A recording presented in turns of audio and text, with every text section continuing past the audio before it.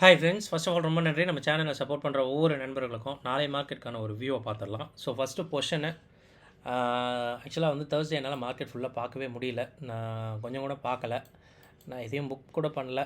Market அங்கேயே consolidate ஆனதுனால இந்த ப்ராஃபிட் வந்திருக்கு. பட் நாளைக்கு இருக்குமா இல்லையான்னு தெரியல. ஏன்னா எஸ்ஜிஎக்ஸ் நிஃப்டி கிட்டத்தட்ட ஒரு 200 பாயிண்ட் இப்போ வரைக்கும் டவுனில் காட்டுறான்.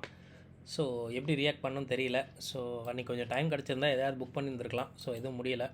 பார்க்கலாம் என்ன நடக்கும் அப்படின்றத நாளைக்கு நான் அப்டேட் பண்ணுறேன் பொசிஷனை பற்றி. அண்ட் இது வந்து தேர்ஸ்டேவுடைய சார்ட்டு. ஸோ அன்றைக்கி கொஞ்சம் அவுட் ஆஃப் டவுன் அப்படின்றதுனால மார்க்கெட்டே என்னால் பார்க்கவே முடியல. அதுதான் விஷயம். சார்ஜும் இல்லை அப்படின்றதுனால. ஸோ மார்க்கெட் வந்து பார்த்திங்கன்னா இனிஷியலாக ஒரு வால்டலுக்கு உட்பட்டு இருந்தது. ஸோ மார்க்கெட் வந்து ரொம்ப வந்து இதெல்லாம் கிடையாது. ஒரு மாதிரி கன்சாலிடேட்லேயே மார்க்கெட் முடிஞ்சிருச்சு. ஸோ எப்படி கன்சாலிடேட் சொல்கிறேன் அப்படின்னா ஒன்றும் இல்லைங்க. இந்த பிபி டைனமிக்கோடைய சப்போர்ட் அண்ட் ரெசிஸ்டன்ஸை வந்து டிஸ்டர்ப் பண்ணலை அப்படின்னா அது வந்து கன்சாலிடேட்டுங்க. ஸோ இதுக்கு முன்னாடிலாம் டெய்லி வந்து உடச்சிக்கிட்டு இருந்தது. ஸோ அந்த தேர்ஸ்டே அன்றைக்கி மார்க்கெட் ஒரு மாதிரி கன்சாலிடேஷன்லேயே முடிஞ்சிருக்கு அப்படின்ற மாதிரி நினைக்கிறேன். ஏன்னா மேபி அன்றைக்கி டபுள் ஜாக்பாட்டு நிஃப்டிக்கும் வந்து எக்ஸ்பைரி அண்ட் சென்செக்ஸ்க்கும் எக்ஸ்பைரி அப்படின்றதுனால ரொம்ப ஈஸியாக இருந்திருக்கும். அதனால் மேபி வந்து இந்த மாதிரி ஒரு கன்சாலிடேஷனுக்கு மார்க்கெட் இருந்திருக்கும் அப்படின்னு நினைக்கிறேன். தெரியல. பட் ஆனால் அது பார்க்கும்போது வந்து கன்சாலிடேஷன் மாதிரி தான் இருக்குது. அண்ட் நாளைக்கு மிட் கேப் நிஃப்டியில் எக்ஸ்பைரியில் என்ன நடக்கும் அப்படின்ற மாதிரி பார்த்தீங்கன்னா, ஸோ ஐவி வந்து அப்சைடில் போகிற மாதிரி தாங்க இருக்குது. பிகாஸ் வந்து மார்க்கெட் வந்து 12,500லேருந்து 12,500 600லேருந்தே மார்க்கெட் வந்து விழுந்துட்டு இருந்தது. இது எத்தனை பேர் கவனிச்சிங்கன்னு தெரியல. ஸோ நான் ஒரு பொசிஷன் மிட் கேப் நிஃப்டியில் எடுக்கும்போது அப்போது மிட் கேப் நிஃப்டி கிட்டத்தட்ட 12,550லேருந்தே இருந்தது. ஓகேங்களா, நான் எடுக்கும்போது. ஸோ இப்போ பார்த்தீங்கன்னா 12,000 கிட்டவே வந்துருச்சு அப்படின்னு சொல்லும்போது கிட்டத்தட்ட ஒரு 550 பாயிண்ட் லாஸ்ட் ஒரு 3 to 4 டேஸில். அப்படின்னும் போது it's a massive one side direction. ஓகேங்களா. ஸோ இப்போ பார்த்தீங்கன்னா இந்த டைரக்ஷன் இந்த ஐவி என்ன சொல்லுது அப்படின்னா இன்னும் மார்க்கெட் கீழே போச்சு அப்படின்னா இன்னும் பயம் அதிகமாகும் அப்படின்ற மாதிரி வந்து காட்டிக்கிட்டு இருக்கு. மேபி மார்க்கெட் வந்து பார்த்திங்கன்னா கொஞ்சம் மேலே போக வாய்ப்பு இருக்குது. இல்லை நாளைக்கு ஒரு கேப் டவுன் ஆனாலும் கொஞ்சம் ரெக்கவர் ஆகி அங்கேயே முடியறதுக்கான வாய்ப்பு இருக்குது. பட் பார்க்கலாம். ரொம்ப வந்து 12,000 உடைச்சா ரொம்ப கீழே போயிடும், அது வேறு விஷயம். பட் 12,000 உடைக்காது அப்படின்ற மாதிரி நான் நினைக்கிறேன். இந்த மிட் கேப் நிஃப்டியை பார்க்கும்போது சேஞ்ச் இன் ஓஏ பார்க்கும்போது 12,000 நல்ல ஒரு புட் அடிஷன் இருக்குது. அண்ட் 12,100 நல்லாவே ஸ்ட்ராடல் இருக்குது. டோட்டலாக ஓப்பன் இன்ட்ரெஸ்ட் பார்க்கும்போது என்ன விஷயம் இருக்குன்னா 12,100 கரெக்டாக வந்து பார்த்திங்கன்னா ரெண்டுமே ஒரு 9.5 லட்சம் ஓப்பன் இன்ட்ரெஸ்ட் வந்து பார்த்திங்கன்னா ஸ்ட்ராடலாக இருக்குது. கிட்டத்தட்ட ஒரு 125 பாயிண்ட் கவர் பண்ணுது. டவுன் சைடில் 125 பாயிண்ட்டோ அண்ட் அப் சைடில் 125 பாயிண்ட்டோ ஒரு ரேஞ்சாக இருக்கும்னு நினைக்கிறேன். இதுக்குள்ளே மார்க்கெட் எங்கே வேணால் முடியலாம். ஸோ இது வந்து பார்த்திங்கன்னா ஓப்பன் இன்ட்ரெஸ்ட்டு நாளை எக்ஸ்பைரிக்கு மிட் கேப் நிஃப்டிக்கு. அண்ட் எஃப்ஐயோடைய ஆக்டிவிட்டி பார்க்கும்போது இது வந்து வியாழக்கிழமையோட டேட்டா. ஸோ கேஷ் மார்க்கெட்டில் அவங்க ஒரு 1,850 ரூபாய்க்கு விற்றுருக்காங்க. நம்ம ஆளுங்க 2,481 கோடிக்கு வாங்கியிருக்காங்க கேஷ் மார்க்கெட்டில். ஸோ இண்டெக்ஸ் ஃபியூச்சரில் பார்க்கும்போது நெட்டாக 400 கோடிக்கு டவுனு. ஸோ இது வந்து நான் ஃப்ளாட்டாக தான் எடுத்துக்கிறேன். பட் நிஃப்டி இன்னும் கொஞ்சம் ப்ளீட் ஆகும்னு நினைக்கிறேன். அதில் ஒரு 860 கோடி அவுட்டு.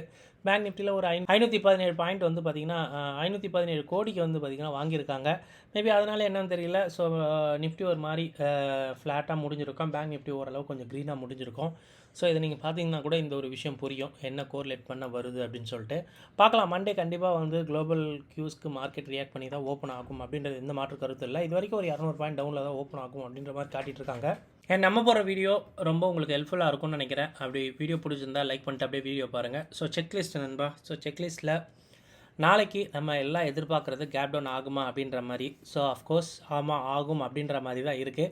பட் இந்த ஒரு கேப் டவுனுக்கு நம்ம மார்க்கெட் வந்து ஒரிஜினலாகவே ரெடியாக இருக்குது அப்படின்னு கேட்டிங்கன்னா என்னை பொறுத்த வரைக்கும் பெருசாக இல்லை. ஓகேங்களா. ஸோ இனிஷியலாக கேப் டவுன் நடந்தாலும் மார்க்கெட் ரெக்கவர் ஆக வாய்ப்பு ரொம்ப அதிகம். எதை வச்சு சொல்கிறேன் அப்படின்னா இன்றைக்கி இஸ்ரேல் மார்க்கெட் ஒரு 1.5% கிட்ட வந்து பார்த்திங்கன்னா டவுன் ஆகி ஓப்பன் ஆச்சு. இப்போ பார்த்தீங்கன்னா அழகாக ஒரு 0.5% வந்து மார்க்கெட் ரெக்கவர் பண்ணியிருக்கு அப்படின்றது தான் உண்மை. அண்ட் சவுதி மார்க்கெட்டை வந்து பார்த்திங்கன்னா ஓப்பன் ஆனதே க்ரீன் தான். அது க்ரீனில் தான் இது வரையும் ட்ரேட் ஆகிட்டுருக்கு. பட் நேற்று தான் வந்து ஃப்ரைடே தான் யூஎஸ் ஃபியூச்சர்ஸு யூஎஸ் மார்க்கெட் தான் டவுன் ஆச்சு. பட் இது வந்து கண்டிப்பாக இந்த ஒரு மிடில் ஈஸ்ட் மார்க்கெட்டை பாதிச்சுதா அப்படின்னு கேட்டிங்கன்னா கண்டிப்பாக எனக்கு தெரிஞ்ச ஒரு பெருசாக இல்லை. பார்க்கலாம். நம்ம மார்க்கெட் கேப் டவுன் ஆனாலும் ரெக்கவர் ஆகிறதுக்கான வழி ரொம்ப அதிகம். இந்தியா விக்ஸ் வர நேற்று 4% வந்து கம்மியாக தான் முடிஞ்சிருந்தது லாஸ்ட்டு ட்ரேடிங் டேல. ஸோ இன்னும் நல்ல கான்ஃபிடென்ட்டாக நான் வந்து சொல்கிறேன் மார்க்கெட் வந்து விழுந்தாலும் வந்து ரெக்கவர் ஆகும் அப்படின்றது சொல்கிறேன். பட் நம்ம வெயிட் பண்ணி வந்து பார்த்தா தெரியும். நாளைக்கு மிட் கேப் நிஃப்டிக்கு ஐபியோட ரேஞ்சு கிட்டத்தட்ட அப் சைடில் தான் போகும் அப்படின்ற மாதிரி சொல்லுது. கீழே 12,000 பிரேக் பண்ணும்போது இன்னும் நிறைய ஃபியர் வரும் அப்படின்ற மாதிரி இருக்குது. அப்படின்றதுனால மேக்ஸிமம் ஒரு கம்ஃபர்ட் ஐவி வந்து எங்கே இருக்குது அப்படின்னு பார்த்தீங்கன்னா கொஞ்சம் அப் சைடில் இல்லை அங்கேயே இருந்தாலும் கம்ஃபர்ட் ஐவி அப்படின்ற மாதிரி தான் இருக்குது. லெட்ஸ் பார்க்கலாம். பட் ஸ்டாடல் பாயிண்ட் 125 பாயிண்ட் இருக்கனால 125 பாயிண்ட்டுக்கு ஈஸியாக அதனால் வந்து அப் சைடும் டவுன் சைடும் போக முடியும் அப்படின்றது மாதிரி சொல்லிக்கலாம். ஸோ 2 டேஸோட ஹை அண்ட் லோ இங்கே நான் மார்க் பண்ணியிருக்கேன். ஸோ இது இனிஷியல் லெவல் பிரேக் அவுட்க்கு நம்ம எடுத்துக்கலாம். பட் மார்க்கெட் வந்து பார்த்திங்கன்னா டவுன் சைடில் போகிறதுக்கான வாய்ப்பு தான் அதிகம் அப்படின்ற மாதிரி இருக்குது. பிகாஸ் வந்து அதோடைய பாயிண்ட்டு தான் நியராக இருக்குது. கூடவே இது கூட வந்து பார்த்திங்கன்னா பிபி டைனமிக்கும் வந்து பார்த்திங்கன்னா யூஸ் பண்ணிக்கலாம் அப்படின்றது வந்து யூஸ்ஃபுல்லாக இருக்கும். பேங்க் நிஃப்டி அதே கதை தான். பட் அது வந்து கொஞ்சம் மிடில் இருக்கிற மாதிரி இருக்குது point. So initial level break அவுட்க்கு இந்த பாயிண்ட்டை யூஸ் பண்ணிக்கோங்க. கூடவே பிபி டைனமிக்கும் நம்ம வந்து 5 மினிட்ஸில் வந்து யூஸ் பண்ணிக்கலாம் ஒரு டெக்னிக்கல் ஆஸ்பெக்ட்ஸ்க்கு. அண்ட் டேட்டா ஃபார் ஆப்ஷன் ட்ரேடர்ஸ்க்கு ஃபியூச்சர் வர்சஸ் ஸ்பாட்டில் என்ன சொல்ல வருது அப்படின்னு பார்த்தீங்கன்னா, நான் நினச்சேன் ஆக்சுவலாக இது லாஸ்ட் வீடியோவில் நம்ம போடும்போதே வந்து ஃபியூச்சர்ஸ்க்கு ஸ்பாட்டுக்கும் ஒரு பெரிய ஒரு வேல்யூ இருந்தது. இது கண்டிப்பாக வந்து லாஸ்ட் டைம் பிட்டிங்கில் இருந்திருக்கும். பிகாஸ் மார்க்கெட் நல்லாவே விழுந்து இருந்தது இல்லை அன்றைக்கி, மேபி அதனால் இருந்திருக்கும்னு நினச்சேன். அது கன்ஃபார்ம் ஆகிடுச்சு. ஸோ நேற்று வந்து மார்க்கெட் வந்து ஷட்டில் ஆகும்போது அதோட ரியல் வேல்யூ வந்து நமக்கு தெரிஞ்சிருந்தது. ஸோ இது வந்து பெருசாக வந்து நமக்கு வந்து க்ளூ கொடுக்காது. ஏன்னா ஒரு நாள் ஹாலிடே அப்படின்றதுனால கண்டிப்பாக குளோபல் மார்க்கெட்டை ஃபாலோ பண்ணோம். மண்டே நம்ம மார்க்கெட் இருக்குது, நம்ம மார்க்கெட் ஓப்பன் ஆகும்போது ஒரு ஐடியா கிடைக்கும். ஸோ பிசிஆரை வச்சு கம்பேர் பண்ணும்போது கண்டிப்பாக புட் செல்லர் இருக்காங்க, நிஃப்டியில் இருக்காங்க. பேங்க் நிஃப்டியில் கொஞ்சம் அதிகமாக இருக்காங்களான்னு கேட்டிங்கன்னா கிடையாது. இது வந்து என்ன மீனிங் அப்படின்னு பார்த்தீங்கன்னா, இது 27ஆம் தேதியோட கான்ட்ராக்ட்டு. ஸோ பேங்க் நிஃப்டிக்கு இந்த வாரத்துலேருந்து வீக்லி எக்ஸ்பைரி இல்லை. அதே மாதிரி நெக்ஸ்ட் வாரத்துலேருந்து மந்த்லி எக்ஸ்பைரி எல்லாத்துக்கும் உண்டு. அதுக்கு அடுத்த வாரத்துலேருந்து வெறும் நிஃப்டி சென்செக்ஸ் மட்டும்தான் இருக்கும். மற்ற எந்த ஒரு ஆப்ஷன் இண்டெக்ஸுக்குமே எக்ஸ்பைரி இருக்காது. ஓகேங்களா? ஸோ ஒன்றா வந்து கம்மியாகும். இங்கே வந்து இந்த பிசிஆர் வந்து கண்டிப்பாக மந்த்லி எக்ஸ்பைரி வருது அப்படின்றதுனால கண்டிப்பாக அதிகமாக இருக்குது. பார்க்கலாம். அண்ட் மிட் கேப் நிஃப்டிக்கு வந்து பார்த்திங்கன்னா கொஞ்சம் கம்மியாக தான் இருக்குது. ஸோ இதுவுமே வந்து நம்ம பார்க்க வேண்டிய விஷயம். ஸோ பட் ஓகே, நிஃப்டியில் ஓரளவு புட் செல்லர் இருக்காங்க அப்படின்றது மட்டும் தெரியுது இதிலேருந்து. அண்ட் குளோபல் மார்க்கெட்டை பொறுத்த மட்டுக்கு யூஎஸ் மார்க்கெட் வந்து பார்த்திங்கன்னா டவுன் ஆகிருந்தது. ஃப்ரைடே நல்லாவே வந்து டவுன் ஆகிருந்தது. ஸோ த்ரூ அவுட் டே வந்து மார்க்கெட் வந்து பெரிய ரெக்கவர்லாம் காட்டுற மாதிரி தெரியல. மார்க்கெட் அங்கேயே இறங்கி முடிஞ்சிருந்தது. நம்ம ஏடிஆர்ஸ் கூட வந்து பார்த்திங்கன்னா ஐடி ஸ்டாக்ஸு கிட்டத்தட்ட அங்கே நாஸ்டாக் 2% அவுட்டு. நம்ம ஏடிஆர் ஸ்டாக்ஸ் வந்து பார்த்திங்கன்னா 1.5%, இன்ஃபோசிஸ்லாம் 1.5% அவுட்டு. ஹெச்டிஎஃப்சி ஏடிஆர் கிட்டத்தட்ட ஒரு 0.5% அவுட்டு. ஐசிஐசிஐ பேங்க் ஒரு 0.5% அதிகம் ஆஃப்டர் மார்க்கெட் அவரில் என்ன நினச்சதுன்னு தெரியல. ஸோ இந்த மாதிரி ஒரு மிக்ஸ்டான ஒரு ஏடிஆர்ஸோட பர்ஃபார்மன்ஸ் தான் அன்றைக்கி பார்க்க முடிஞ்சுது. ஸோ நம்ம எஸ்ஜிஎக்ஸ் நிஃப்டி ஒரு 200 பாயிண்ட் இது வரையும் டவுன் காட்டுறாங்க. இதை நம்ம மார்க்கெட்டுக்கு எந்த மாதிரி பாதிப்பு ஏற்படுத்தும் அப்படின்னா, இனிஷியலாக ஒரு 100 பாயிண்ட் அளவுக்கு வந்து பார்த்திங்கன்னா கண்டிப்பாக ஒரு கேப் டவுன் இருக்கும்னு நினைக்கிறேன் என்னை பொறுத்து.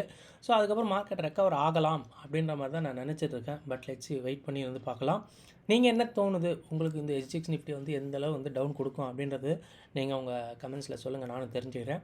ஸோ இவ்வளோ விஷயம் இது என் சைட்லேருந்து. நாளைக்கு மார்க்கெட் இறங்கினாலும் ஏறும் அப்படின்றது ஒரு விஷயம். கூடவே சிஎல்எஸ்ஏ அப்டேட் பண்ண ஒரு விஷயம்.